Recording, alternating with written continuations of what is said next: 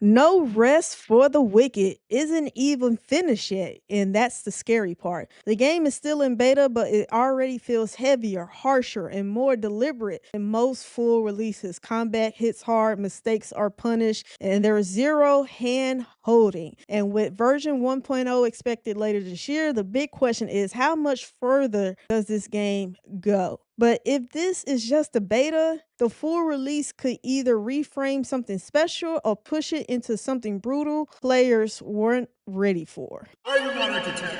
So, my first pick is No Rest for the Wicked. It is a ARPG that is currently in access on Steam right now, and I'm just gonna say this. This is a very, in my personal opinion, phenomenal game. It's not even complete, and I am very hugely against our early access because they do give you the Yes, warning. he They is. will let you, hey, this is like supporting a Kickstarter. This game may not be complete, it may not come out. Money does go help to fund it and its development, but hey, they could pull the plug and say, hey, we tried, and you're left with nothing. I'm a huge RPG fan. They went more of a little bit of Souls-like with this as far as stamina based management, hitting the R stick to lock on, but hey, it has sold me. It sold me on an incomplete game. And I know that some people in the comments like, oh my god, oh, infamous, but you talk all that stuff. I'm like, yes, I understand. This is early access. This is a completely different thing than paying top dollar for an incomplete game. And I got it on sale too, so I'm gonna get that disclaimer. But I am fully sold on this game.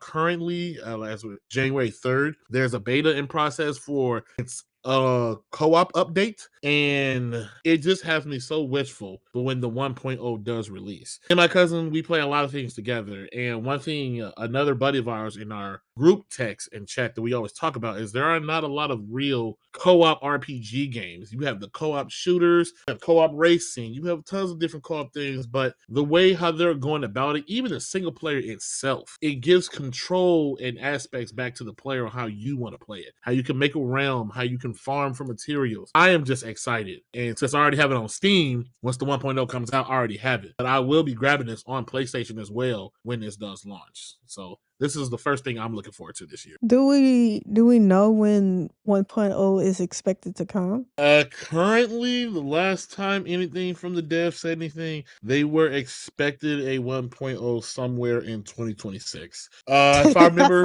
because I mean, yeah, it's pretty vague, and I get that they give updates when they can, when something substantial is coming on. The last Mhm. update was before this co-op one. They said the co-op update will be coming, and that was their whole main focus. I think the other two updates that have been talked about, at least in Reddit, was multiplayer in a sense, as far as the aspect of PvP. Mm, That mm, is a 1.0 release. That's not something they're focused on for early access. More than likely, probably it might be probably towards the end of summer, maybe fall. And it's safe. I do respect that not only they're not radio silence, they do talk and communicate. This game was a bit of a controversy sometime last year because people were review bombing it due to a choice I guess they made with it, and the developers Wait, came out and what? said, "Hey, yeah." So in early access, you playing the game as it's being worked on and as they implement updates, and you can get feedback on yay or nay. And they added Mhm. some update. I wasn't a part of this, and the community felt some type of way about it. And rather than just voicing their opinion in a nice professional way, they were review bombing the game, and the developers came out and said, "Hey, can you please not do that? That we are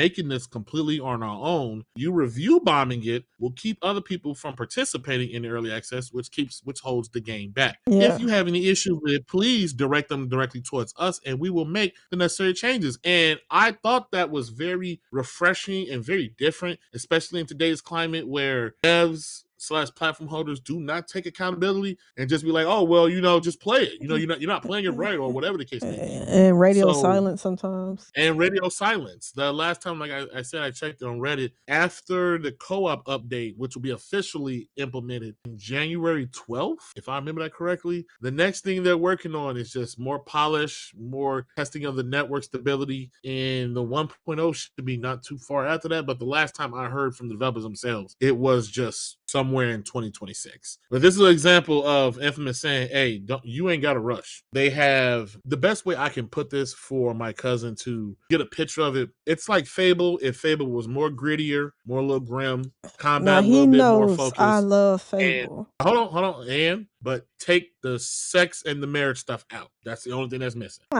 can Ah. buy homes, you can build up towns, you can upgrade your weapons, you can play how you want to. And then they even have little things to keep you preoccupied in the meantime. Where if you're not sure where to go, hey, there's weekly bounties, there's daily bounties, there's stuff for you to craft and upgrade yourself. There's things you can do to stay busy. I want to say it's Okay. almost kind of like an immersive sim, but not really. But that's my first wish or look forward to for 2026. I just want to confirm this can be played up to 4 people? So, and the way that they're doing the co-op, it's the best way to describe this, like Saints Row 2. You could come into my game and be like, hey, what are we doing? I'm working on this boss fight so quick. And you're like, you know what? I'm not in the mood for that. I had something I was working on, and you can go run off, completely do whatever you want in the world. The characters are not tethered to each other. They're not bound to anything. If there's an independent quest that you want to work on or do, you can go off and do it on your own. You are not bound to what I have going on in that world. And then even if I were to leave, you still stay in the world doing what you choose to do until you choose to leave. Mhm. So they are going about it in a completely different manner. They're looking at co-op as a persistent thing, not just a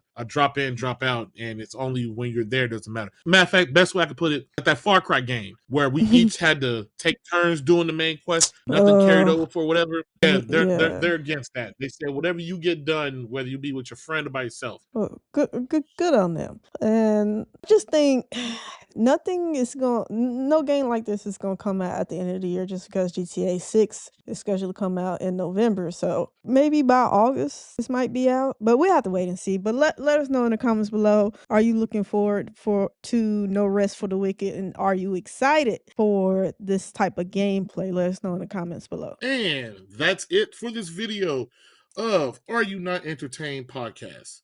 Thanks for hanging out with us. Don't forget to like, comment, subscribe, and hit that bell so you'll never miss our next hot take. Until next time, Are You Not Entertained?